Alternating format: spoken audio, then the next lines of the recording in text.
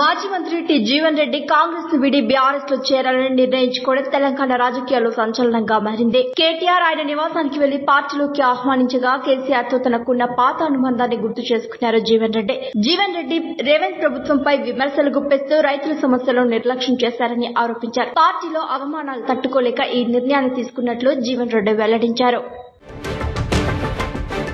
BRS నేత హరీష్ రావు మంత్రి పొంగులేటి కంపెనీలో అవినీతి జరిగిందని సీఎం రేవంత్ రెడ్డి అసెంబ్లీలో చెప్పారని అన్నారు. రాఘవ కన్స్ట్రక్షన్స్ కు అనుమతులు లేకుండా నడుస్తున్నందుకు అధికారులు 3 సార్లు నోటీసులు ఇచ్చారని తెలిపారు. సీఎం వ్యాఖ్యలపై పొంగులేటి సభలో స్పందించలేదని ప్రశ్నిస్తూ ఆయనపై విమర్శలు చేశారు. నాదర్గుల్ భూముల విషయంలో ప్రభుత్వం చర్యలు ఎందుకు తీసుకోవడం లేదని, హైడ్రా పేదలపై చర్యలు తీసుకుంటుందా అని నిలదీశారు హరీష్ రావు.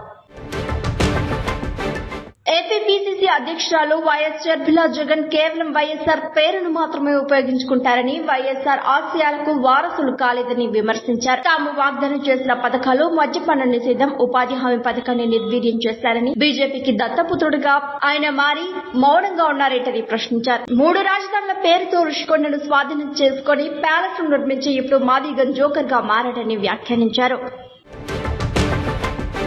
మంత్రి అచ్చెన్నాయుడు వైఎస్ఆర్ మరణ సమయంలో జగన్ ఎక్కడున్నారో చెప్పాలని డిమాండ్ చేశారు. ఆచూకీ తెలియని సమయంలోనే సీఎం పదవి కోసం సంతకాల సేకరణపై తీవ్ర విమర్శలు గుప్పించారు. తండ్రి మరణాన్ని సానుభూతిగా మార్చుకుని రాజకీయ లాభం పొందారని ఆరోపించారు. జగన్ ప్రవర్తనను తప్పుబడుతూ ఇది బాధ్యతారహితంగా ఉందని అన్నారు.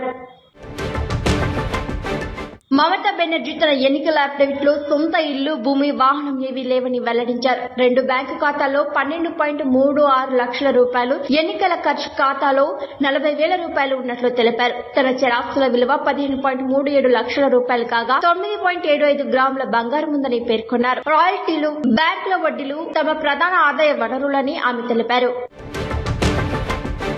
నటి హన్సిక మోత్వాని వదిన మస్కాన్ పై 2 కోట్ల రూపాయల పరువు నష్టం దావా వేశారు. ఈ మేరకు ముంబై కోర్టులో పిటిషన్ దాఖలు చేశారు. తనపై గృహహింస ఆరోపణలు తప్పుడువని, అప్పు చెల్లించకుండా తప్పించుకోవడానికి ఈ ఆరోపణలు చేస్తున్నారని పేర్కొన్నారు. ముస్కాన్ ఆరోపణలను ఖండిస్తూ బహిరంగ క్షమాపణ కోరుతూ సివిల్, క్రిమినల్ కేసులు వేశారు. ప్రశాంత్ ముస్కాన్ 2022 నుంచి విడిగా ఉండగా ఈ కేసు త్వరలో విచారణకు రానుంది.